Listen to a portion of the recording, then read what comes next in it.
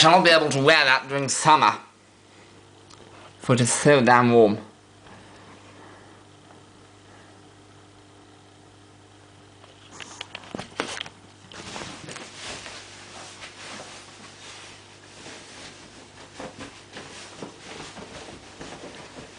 And it's so damn warm. Again, it is not like wool, or not like a ski undershirt, but still.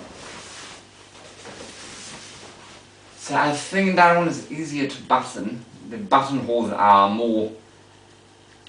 made better according to the size of the buttons.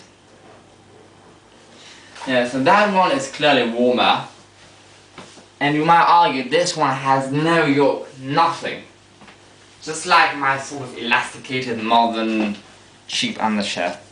It has nothing. It's only sewn here. It only has a seam there. Just like that one. And it has a collar, sort of mini, band there to close in the collar. But apart from that, it has literally got nothing. Not a hint of a yoke.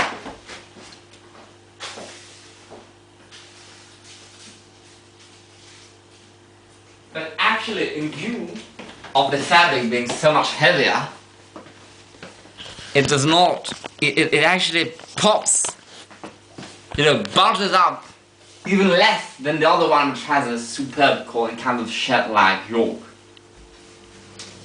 So one may argue, but why did not still bother making a yoke?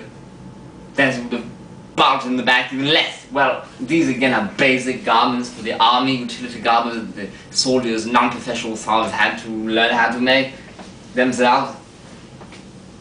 So I guess they're not bothered, they did not see the need.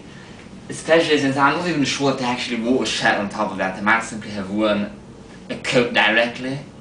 I think they will still have worn a shirt, I'm not certain. And again, normally the same thing for the under trousers. They are either summery or more wintry like that. And they are all long, and they do not have elasticated waistbands. They do not have the brace tabs there. But they have, I think, a string in the back, or not a string, that button cloth, that French back, which is very a button tab, that tab going through the slit of the other tab and then buttoning upon each side. Like on my original 1914. And they do not have knitted cuffs. I think the cuffs do not close, they will just tuck them in, to tuck the legs into their long socks, sort of thing. And there are a lot available for sale. But you can, if you only want the undershirt or the undertrousers, just ask the seller, may I simply pay less or pay the same amount for example, 2 undertrousers, but not 1 undertrouser and 1 undershirt. But these are great if you are into Victorian or up to 1930s, especially for the summer ones. One can never find summer ones, especially that are vintage, in order to be philosophical and not be part of that mass consumption society. But even vintages in under 10 years or 5 years of age that are remotely accurate. And these are more than remotely accurate, these are some of the most accurate you will ever find, ready-made. In fact, probably the most accurate, at least that I ever saw. The most accurate. Out of all the websites I know, even those, counting all those that are made to order, they only make it once you order. I never saw something as accurate as these two and the undertrousers. The undertrousers I saw some which were equally as accurate in different styles, slightly different fabrics. But undershirts, they never really care for them.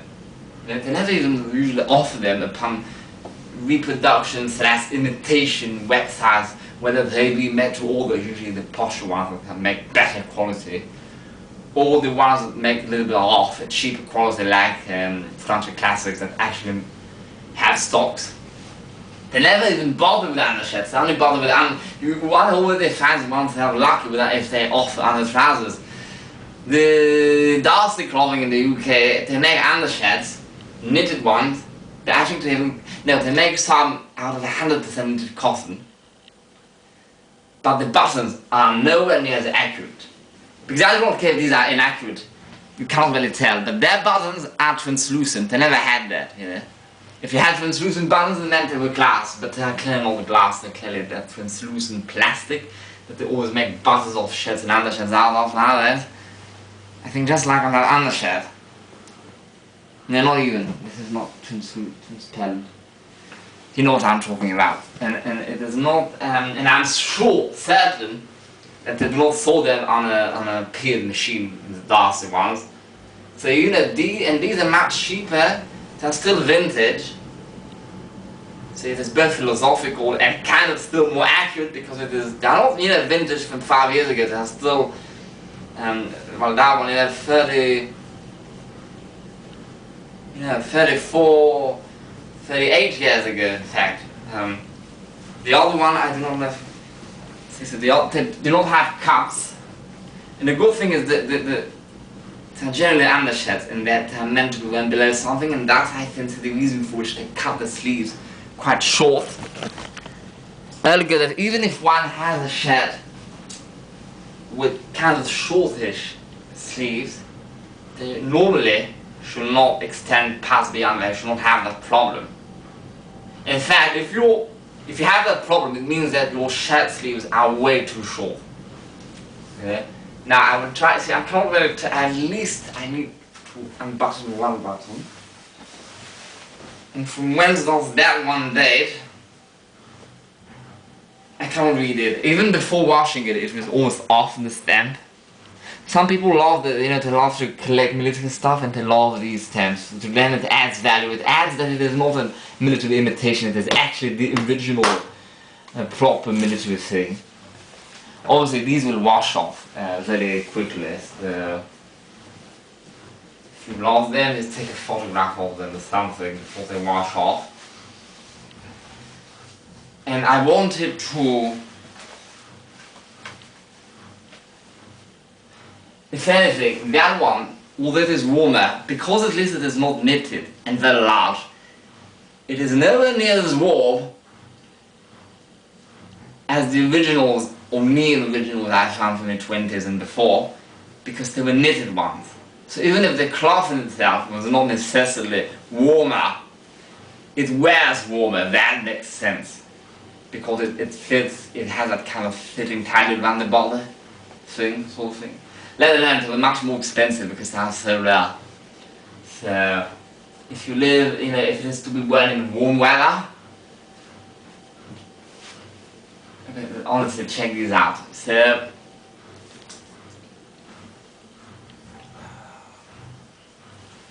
I wanted to talk about something that has nothing to do about the Gangs of New York playlist. I was talking a lot about their top hats, what they were made out, whether made out of gossamer or what. They are not 100% sure because I learned an enormous degree. I basically watched all the videos posted by, what's his name?